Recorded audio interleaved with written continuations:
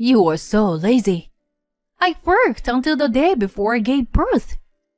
Young people those days are so spoiled. My mother-in-law, who is my husband's mother, forcefully grabbed my arm a few weeks before my due date and threw me out under the snow-filled sky. This arrogant mother-in-law, who acts as if she knows all the rules, has been a force of trouble for me since the beginning of my marriage. I never imagined that it would escalate into a major incident that involved neighboring residents and was covered in the news. My name is Judy, and I am 32 years old. I married Scott, a classmate from university, and 2 years have passed since then. My husband was allowed to attend university by his parents on a condition that he would return to his hometown someday. After graduating, Scott returned to his hometown and began training at his family's long-standing restaurant. I was working as a company employee. We decided to get married because we were in a long-distance relationship. I moved to my husband's hometown, but my heart, which was full of expectations for a new place, was shattered early on. I am strict. I'm gonna make sure you're properly trained, so be prepared. I was greeted by my mother-in-law with such enthusiasm that I thought the devil himself had come. My husband and father-in-law are both relatively quiet people, but my mother-in-law has a strong and clear voice, and it's also quite loud. As someone who suffers from migraines, her loud voice made me suffer and echo painfully in my head. My mother-in-law apparently wanted to welcome a daughter-in-law from the same industry background as their family. If you don't approve of me marrying Judy, I won't inherit the family business.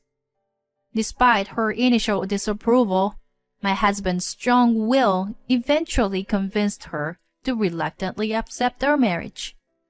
My father-in-law, on the other hand, was always kind to me from the beginning because I was the person his son had chosen.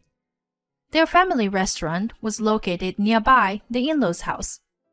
The house was originally built by my late grandparents-in-law, and although it was old, it was renovated a few years ago.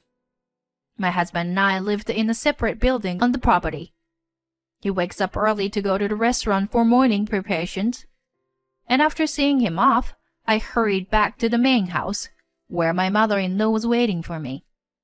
Come on! You're not going to make it in time for breakfast if you were that sloppy.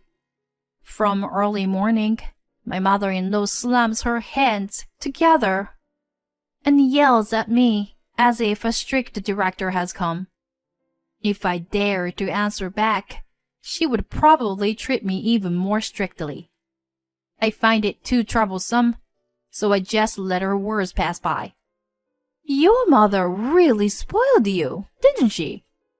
People start gathering a few hours before we open the restaurant. Oh, it looks delicious as always. Thank you for making a great breakfast this early morning. While my husband and the staff cheered me on, there were also things that made me angry. This is nothing. Today, too, I made most of it since Judy's so laid back. My mother-in-law's statement that seemed to imply that she had made everything made me feel uneasy. When I was alone with my husband at night, I couldn't help but complain to him. Your mom is pretty strict. I got scolded really bad again today. I'm really sorry, hon.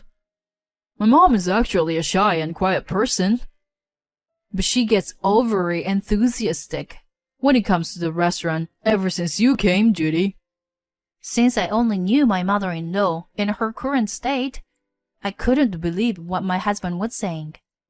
He told me to tell him if anything happened, and having an ally was reassuring. Divorcing my husband due to mother-in-law's bullying never crossed my mind. Plus, it wasn't all bad. Thanks to my mother-in-law's guidance, I've become much better at cooking since I got married, and my work efficiency has improved a lot. The elderly couple next door always had a beautiful smile, and the owner of the butcher shop was very friendly. The florist's wife loved to chat, and even my mother-in-law couldn't escape from her for an hour. It was a kind and gentle community.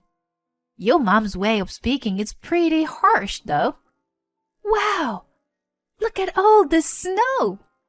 This is the first time I've ever seen a snow-covered world since I was born. I was very excited by the silver world that spread out before me, as snow really fell in my hometown in San Francisco. Scott, let's make a snowman! My husband watched me frolicking like a child with a smile on his face. It's embarrassing to be acting like this over a little snow at your age. Don't you think it's embarrassing if the neighbors hear you being so loud and having fun? It's really shameful. My mother-in-law seemed to have been watching us from our house, and after giving me a snarky comment, she went back home. Standing next to me with a disgusted look, I unconsciously muttered to my husband, "Hey, Scott, don't expect me to take care of her in the future." After 2 years of marriage, a change occurred between us when I finally got pregnant with our long-awaited baby. It was a happy and exciting moment for us after undergoing numerous hospital visits and treatments to achieve the pregnancy. Surprisingly, my mother-in-law did not make any comment or criticism about the baby, which was a relief for us. When I announced the pregnancy, she simply said with a smile that I had never seen before, "Oh, really? That's great news. But make sure not to catch a cold, Judy." However, as usual, she quickly returned to her stern expression and added, "You will still do the household chores." I was confused by my mother-in-law's constantly changing expressions. Although I did not have severe morning sickness, I struggled with anemia, making breakfast preparation challenging. One day, she noticed my struggle and made breakfast for me, grumbling under her breath, "Thank you." "It's not a big deal. I just got irritated because you were being slow," she replied dismissively. Despite her behavior, I sensed her kindness when she regularly checked on me and left food for me to eat. The rest of my pregnancy went smoothly, and by the time I entered the second trimester, I was excused from making breakfast and helping at the restaurant because of the strain it was putting on my body. I started spending more time at home, and my stress level decreased a lot. My mother-in-law came regularly to check on me and left me food. "I just came to check if you were not slacking off. Here, I made too much food, so eat some."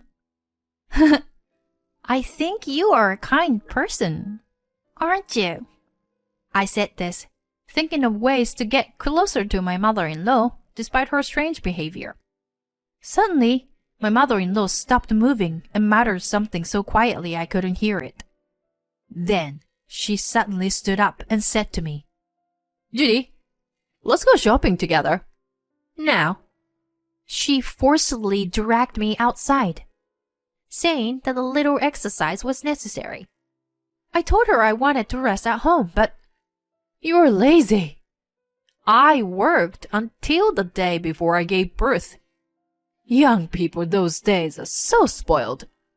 She forcefully took the key from me and locked the door, saying she would bring the car. I was left standing at the entrance. But my mother-in-law did something unthinkable. She got into the car and opened the window, saying to me, "Shovel some snow or do something, and work a little. You can't come in until it's done." Then she drove off. I was stunned for a few seconds, and then quickly snapped out of it, thinking, "No way, that's impossible."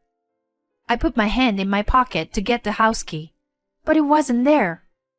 I felt my blood run cold.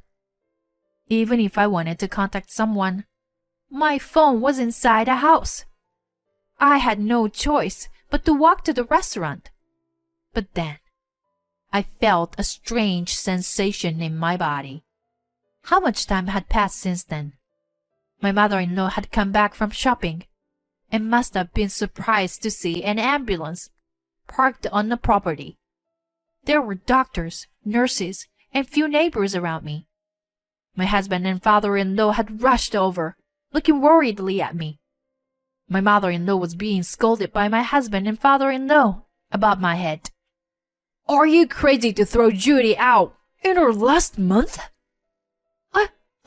I'm sorry. But honestly, that was the least of my concerns. "Quiet! Save the lecture for later," the doctor spoke after me. "Please be quiet. Your wife is about to give birth." Yes, when I started walking to the restaurant, my water broke. In a panicked state, I screamed. And the elderly couple next door came to my aid. There was a big event nearby that day, and the ambulance was stuck in traffic. It was a miracle that our neighbor's friend, who used to be a midwife, was called over. By the time the ambulance arrived, my cervix was already quite dilated. By then, my husband and father-in-law had rushed over to me, and I was to give birth at home. A few minutes later, with a healthy cry, our long-awaited child was born. The baby and I were immediately taken by ambulance. As fate would have it, someone from a TV station who was filming an event happened to pass by my in-laws' house. Our story was broadcasted as a life brought into this world by the local residents. A few days later, someone came to visit me in the hospital. "Judy, My mother-in-law stood there with a face that looked like she was about to cry. I stared at her intently. "Have you seen the baby? She's a cute little girl who looks a lot like Scott, isn't she?" "Did you peek into the newborn room?" My husband's word made my mother-in-law nod. But I was really scared, thinking that the baby might not have made it. Do you understand what we went through? You did something very serious. My mother-in-law hung her head. "I know. I did something terrible. Right after that, I asked my husband for a divorce. But he said I had to talk to you first." "There are a lot of things I want to say to you." My mother-in-law continued to keep her head down while I talked to her in a matter-of-fact tone. The day after giving birth, my father-in-law and husband came to apologize to me. I told them that I wanted to talk to my mother-in-law, and told them, "Aren't you two relying on her too much? Please take care of her and show appreciation for her more." I ended up giving them a little bit of a lecture. My father-in-law said that he had no intention of leaving my mother-in-law, although he hadn't told her yet. He said that he planned to hand the restaurant over to my husband and leave the house with my mother-in-law because of this incident. He told me that the final decision was upon me. My mother-in-law's eyes were red and swollen by crying so much. Even so, when someone is spoken too harshly or in a sarcastic way, it still hurts, you know? I've never met Scott's grandmother, but you don't have to force yourself to be like her, do you? My mother-in-law raised her head and looked at me with surprise. Actually, I had realized a while ago that my mother-in-law was a kind person. The people in this town are very talkative. The landlady was very lively and smiling like you when she first came here as a bride. But the previous landlady, her mother-in-law, was a very tough person. It was a flower shop owner's wife who told me that. Originally, it was the grandparents of my deceased grandmother who started the long-established restaurant.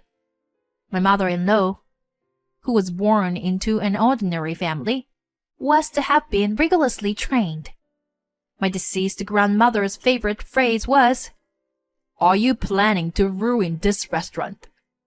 Apparently, my mother-in-law herself had difficulty conceiving children, and Scott was the only child she finally had.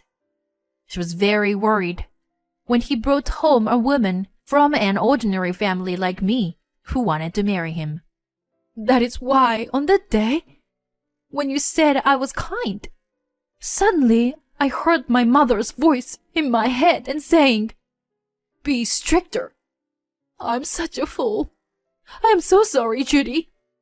I thought for a moment and said to my mother-in-law, "I don't really understand what it means to be a proper landlady, but if I were a customer, I would feel better to see a smiling face. I have a request for you, Mom. I want to make breakfast together with you, in harmony every morning. And it's fine if you lower your voice a little. I also don't like you clapping your hands. And then there's one more thing." Hey, there's more? We laughed out loud together. Years later, I was still working as a young proprietress of the long-established restaurant. My daughter Katie, who was born at that time, is now 2 years old. Every morning, I make breakfast with my mother-in-law. The table, which used to be very quiet, is now very noisy, and the staff seem very happy. The reason why my mother-in-law was late that day was because she got caught up in a conversation with the flower shop owner's wife and got stuck in traffic on the way back.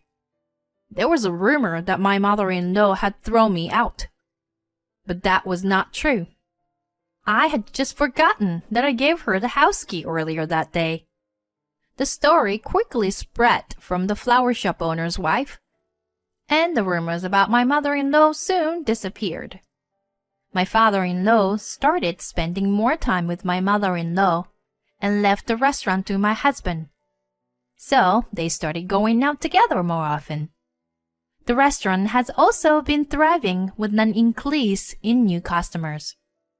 As usual, the area becomes a winter wonderland when winter comes. Looks like it snowed again this year. Mom, are we going to have another snowball fight this year? Said my daughter Katie, eager and grinning at me. I'll get you. When my husband went outside, he started making snowmen as usual every year. My mother-in-law also came out of the house and said, "Grandma is on the same team as Katie." My mother-in-law smiled happily at my daughter's words, and I returned her smile. Then I reminded my mother-in-law, "Hey, don't forget our promise." "I know, dear. But more importantly, you shouldn't get too cold. Hey, Scott, don't just stand there. Bring a coat for Judy." On that day, I had asked my mother-in-law at the hospital, "Let's make snowmen together when Katie gets bigger. I want you to be a kind and lovely grandmother with a beautiful smile. Promise?" When I conveyed this to my mother-in-law, she burst into tears. Currently, I am pregnant with my second child and will soon give birth to a younger brother for my daughter. My daughter Katie is super happy and pets my belly every day, eagerly awaiting his arrival. When Katie was born, my mother-in-law provided me full support. "I'm looking forward to a new baby," she said enthusiastically. She is like a second mother to me, and her unwavering support has been invaluable. Despite the challenges, I plan to continue living happily among the people in this beautiful land.